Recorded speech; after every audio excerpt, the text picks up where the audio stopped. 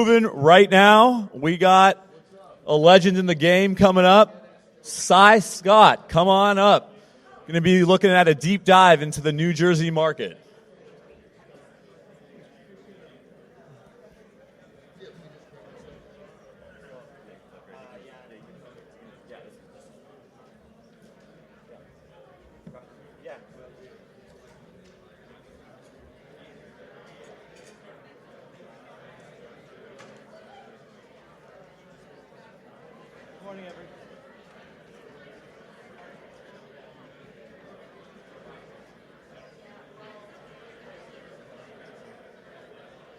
Good morning, everybody. I'll give the room just a second to kind of cycle out here, and then I'll get started.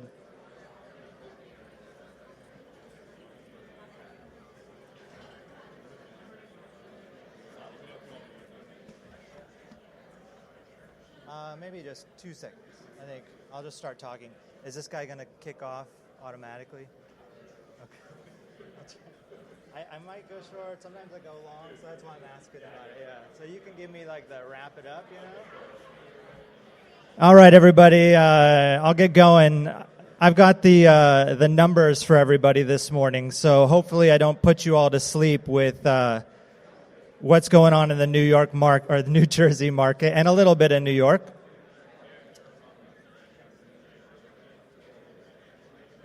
Should I get?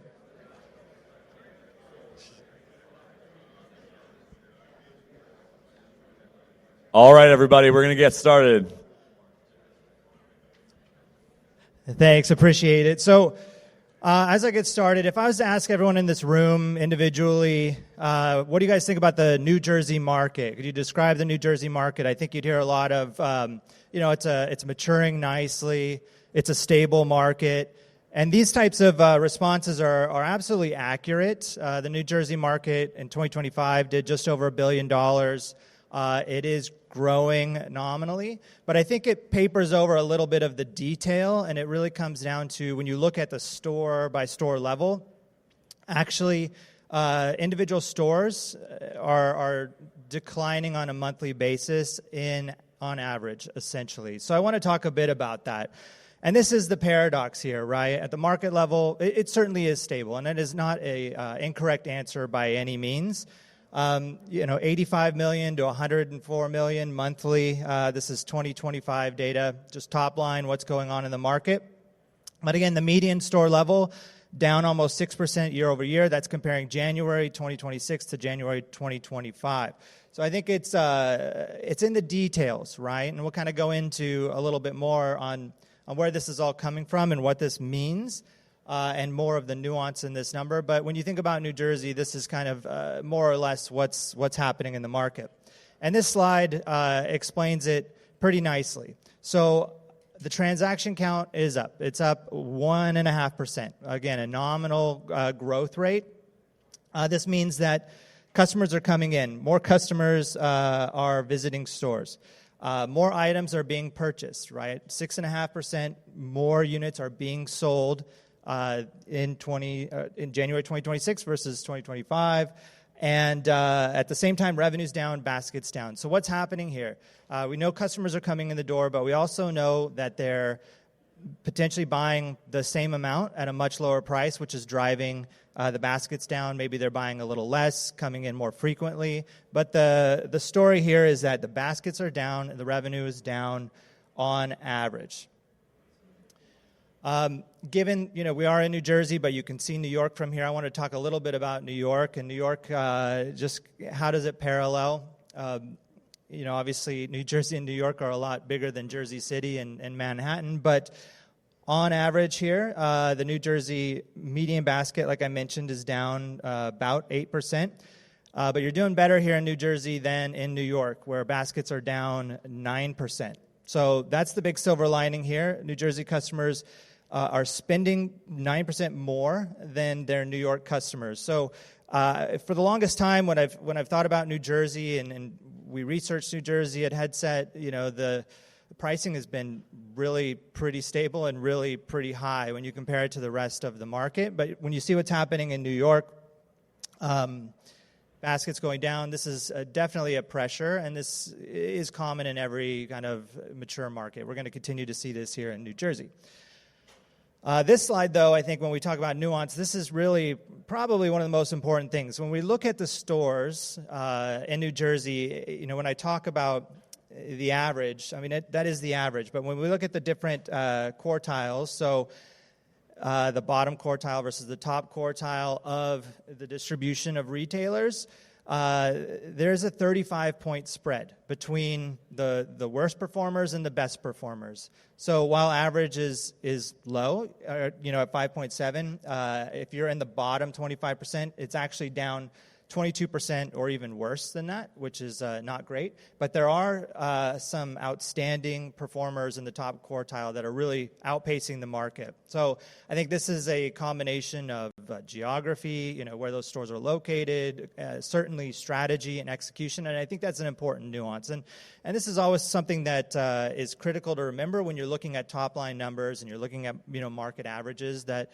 it goes a little bit deeper. So not every store is the same. Some are certainly outperforming others, and some are doing much, much worse.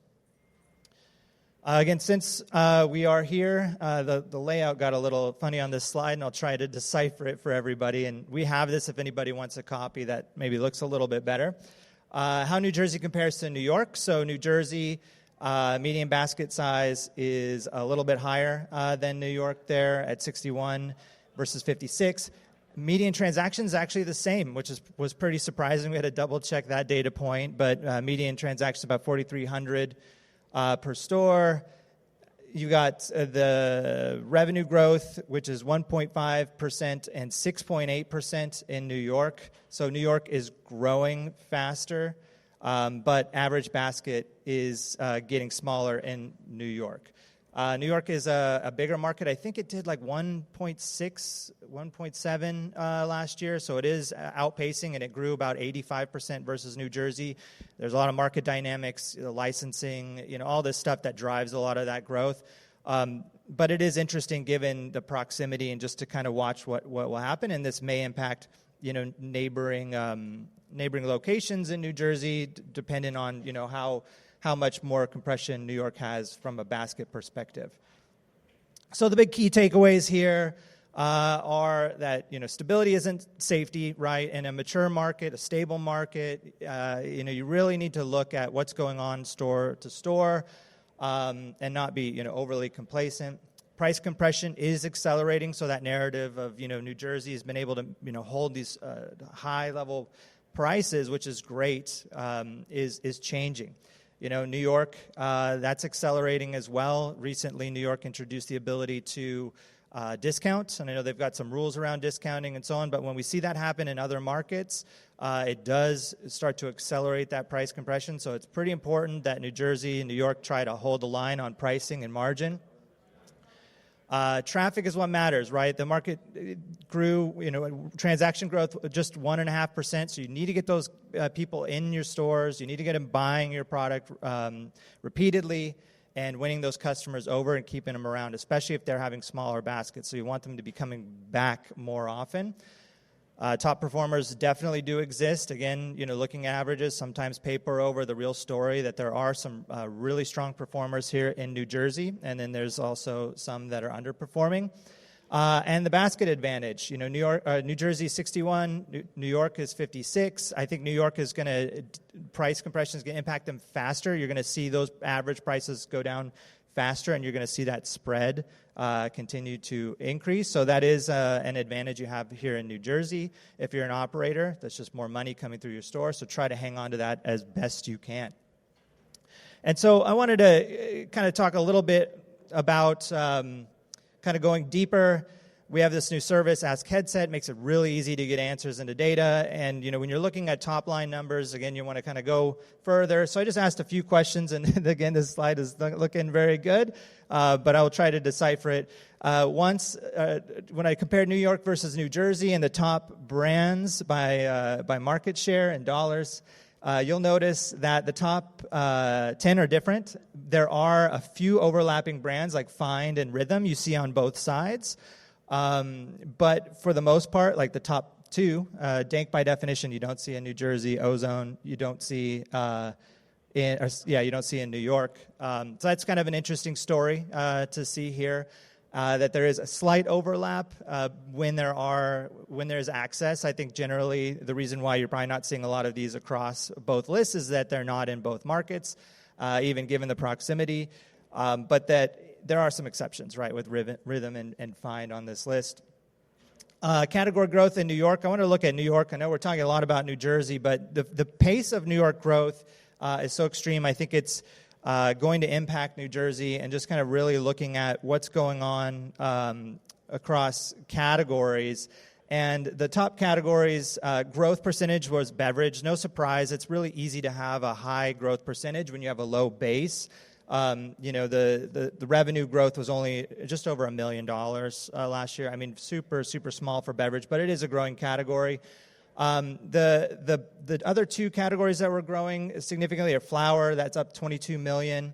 I'm not sure exactly where the percentage is on this slide, unfortunately. And then after that was vapor pen at 13.77. So between flower and vapor, those are the two categories you're seeing growing the most in New York, and so that could potentially impact New Jersey, and you're probably going to see similar growth rates here in this state.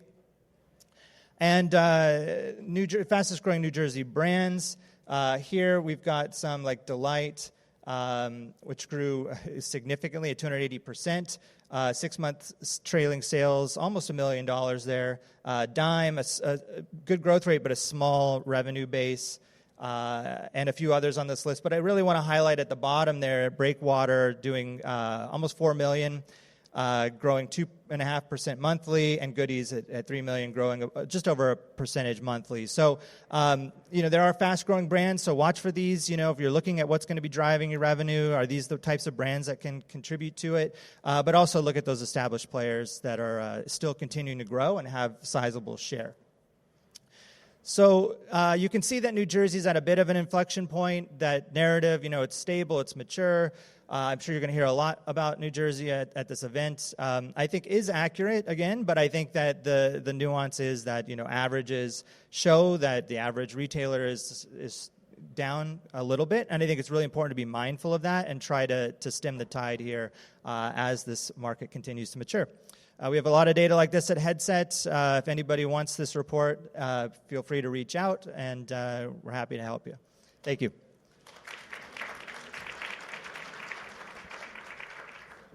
Awesome. Thanks, Si. Super surprising to see the basket size is larger in New Jersey. And one key theme keeps happening over these last two panels and talks are that New Jersey has a large opportunity, but the market is maturing. And so good execution, good leadership is at the core of it. And that's what we're going to hear from right now. Please introduce the next panel. Jeff Guyot is going to be the moderator, and we're going to be talking about cannabis policy and what's happening in Washington. Jeff, would love to welcome you to the stage.